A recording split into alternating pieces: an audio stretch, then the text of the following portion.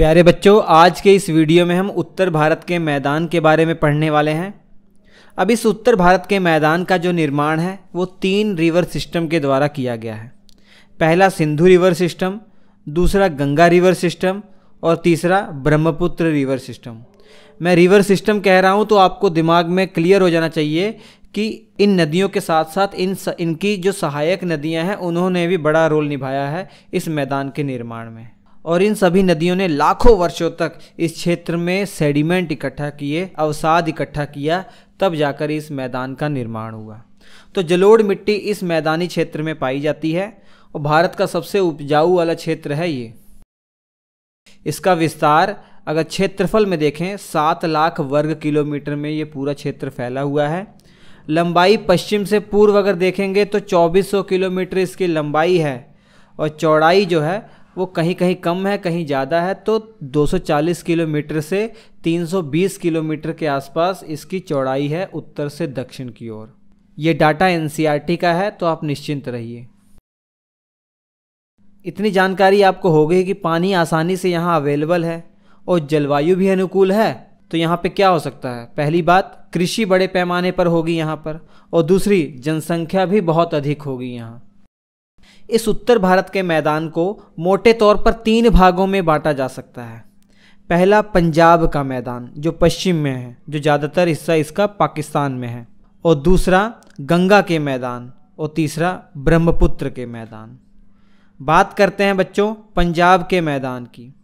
इस पंजाब के मैदान का जो निर्माण है किन नदियों के द्वारा हुआ होगा, सोच के देखिए। तो सिंधु नदी और इसकी जितनी भी महत्वपूर्ण सहायक नदियां हैं उनके द्वारा इस पंजाब मैदान का निर्माण किया गया है। सिंधु की 5 महत्वपूर्ण सहायक नदियों के बारे में तो आप जानते ही हैं, झेलम, चिनाब, रावी, व्यास और सतलुज। इस पंजाब मैदान की खासियत बच्चों ये है ना कि यहाँ दोआब बहुत ज़्यादा पाए जाते हैं। दोआब क्या होते हैं? 2 प्लस आब, आब मतलब पानी। 2 नदियों के या 2 पानी के बीच का जो मैदान है उसे दोआब कह दे रहे हैं। जैसे सिंधु नदी और झेलम नदी, इन दोनों के बीच का जो क्षेत्र है जो दोआब है, इसे सिंधु सागर दोआब कहते हैं। झेलम देख रहे हैं और चिनाब देख रहे हैं।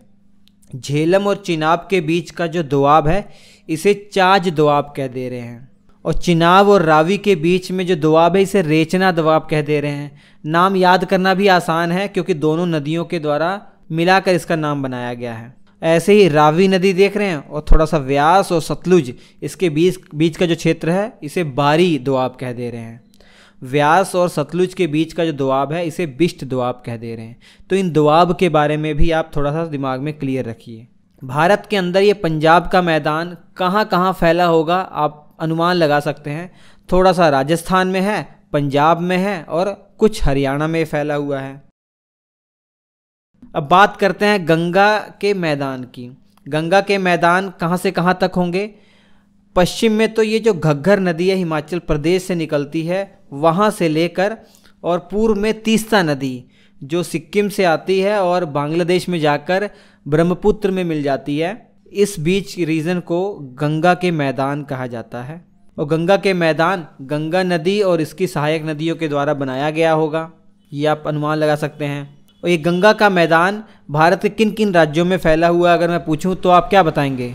हरियाणा, दिल्ली, यूपी, बिहार, झारखंड और वेस्ट बंगाल। दिल्ली केंद्र शासित प्रदेश हम जानते ही हैं। इसके बाद ब्रह्मपुत्र के मैदान की हम बात करते हैं। ब्रह्मपुत्र के द्वारा और इसकी नदियों के द्वारा, ब्रह्मपुत्र इसकी सहायक नदियों के द्वारा जो मैदान बनाया गया इसे ब्रह्मपुत्र मैदान कहा जा रहा है। ये मुख्य तौर पर भारत में तो असम वाले क्षेत्र में ही है, बाकी बांग्लादेश में है, उससे हमें कोई लेना देना नहीं क्योंकि हम भारत के मैदान पढ़ रहे हैं, भारत का उत्तरी मैदान पढ़ रहे हैं। तो इस आसाम रीजन में ब्रह्मपुत्र का मैदान पूरा फैला हुआ है। इस रीजन में आप देखेंगे कि ब्रह्मपुत्र नदी की चौड़ाई इतनी अधिक हो जाती है कि एक दुनिया का सबसे बड़ा जो आइलैंड है, नदी रिवर है, नदी आइलैंड कह सकते हैं, रिवर आइलैंड, वो भी यहाँ निर्माण होता है जिसे माजुली आइलैंड कहते हैं। एक नदी द्वीप है, दुनिया का सबसे बड़ा नदी द्वीप यही है। पानी की अधिकता के कारण इस असम वाले रीजन में चावल और जूट की खेती बड़े पैमाने पर होती है। जूट जानते हैं ना, पटसन। तो ये आपने देख लिया क्षेत्र के हिसाब से ये 3 भागों में जो बांटा गया है इस उत्तरी मैदान। कंप्लीट वर्ल्ड ज्योग्राफी का कोर्स अगर आप सीक्वेंस देखना चाह रहे हैं तो अभी डाउनलोड कीजिए श्री अड्डा एप्लीकेशन, वहाँ पर ये कोर्स अवेलेबल है। अभी मात्र प्राइस 179 में ये वर्ल्ड ज्योग्राफी का कोर्स आपको मिल जाएगा विद 3D एनिमेशन। अब संरचना के आधार पर भी इसे 4 भागों में बांटा गया है। संरचना मतलब इस मैदानी क्षेत्र में अलग अलग प्रकार का मैदान है, मतलब वहाँ कहीं दलदल है, कहीं ज़्यादा पत्थर हैं, कहीं बहुत ज़्यादा उपजाऊ मिट्टी है। इस आधार पर 4 भागों में बांटा गया है। पहला है भाबर क्षेत्र, दूसरा तराई, और तीसरा है भांगर, और चौथा खादर क्षेत्र। इनके बारे में भी अच्छे से हमें पढ़ना है। पहले हम बात करते हैं भाबर क्षेत्र की। ये क्षेत्र कहाँ होगा? मैप में देखिए, अभी हमने हिमालय पर्वत पढ़ चुके हैं। हिमालय पर्वत की सबसे दक्षिणी पर्वत श्रेणी कौन सी है? शिवालिक हिमालय है।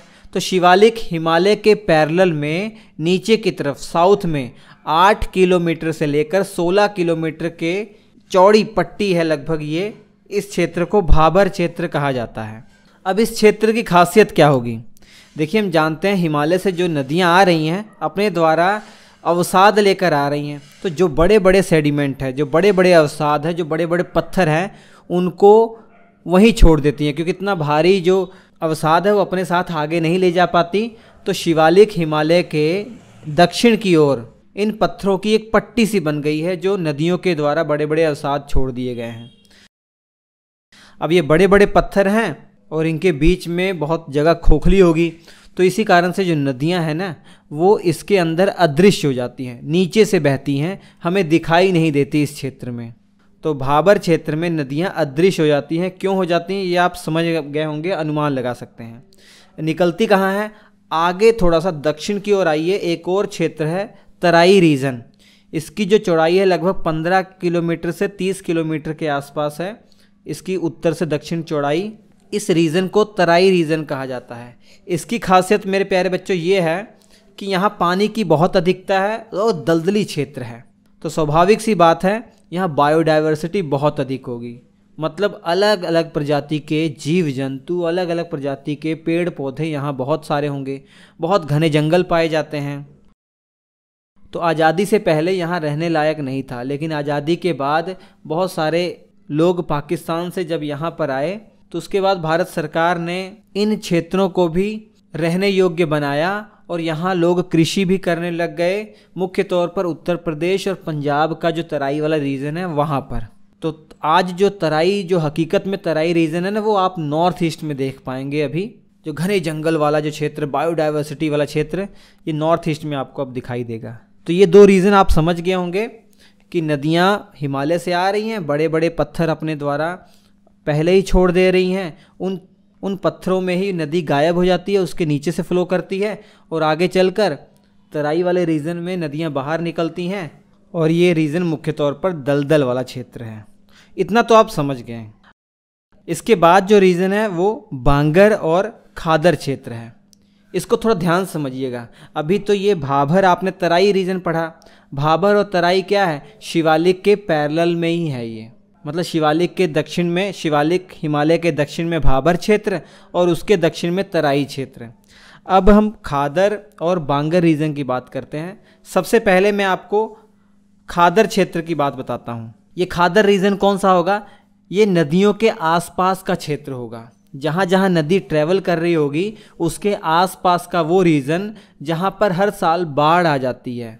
जो मानसून जब होता है, नदियाँ जब अपने पूरे उफान में आ जाती हैं, तो जहाँ जहाँ तक पानी जाता है वो रीजन खादर क्षेत्र कहलाता है।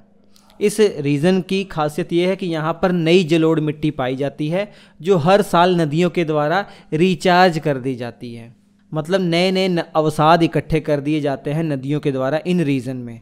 तो इन रीजन की खासियत ये होगी बहुत ज़्यादा उपजाऊ ये रीजन होगा, तो इसे खादर क्षेत्र कहते हैं। अब बांगर क्षेत्र कौन सा है?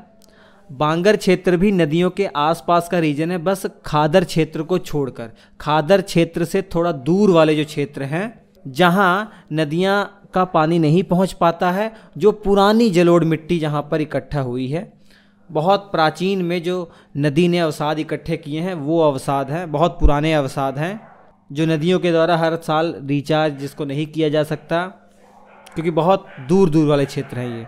किसी ज़माने में नदियों ने यहाँ अवसाद इकट्ठा किया हुआ है। और इस बांगर क्षेत्र में ना कैल्शियम के पिंड पाए जाते हैं, मतलब जो चूनेदार निक्षेप है ना वो पाए जाते हैं, जिन्हें लोकल भाषा में कंकड़ कह दिया जाता है। और बांगर क्षेत्र में इतना ज़्यादा अपरदन हुआ है कि जो ऊपर की मुलायम मिट्टी है वो लगभग नष्ट हो गई है और यहाँ कंकड़ युक्त ज़मीनें पाई जाती हैं। तो ये था मेरे प्यारे बच्चों उत्तर भारत का मैदान। प्यारे बच्चों, इंडियन ज्योग्राफी का क्लास 6 से क्लास 12 जो NCERT समरी कोर्स है वो श्री अड्डा एप्लीकेशन पर लॉन्च हो चुका है। वीडियो की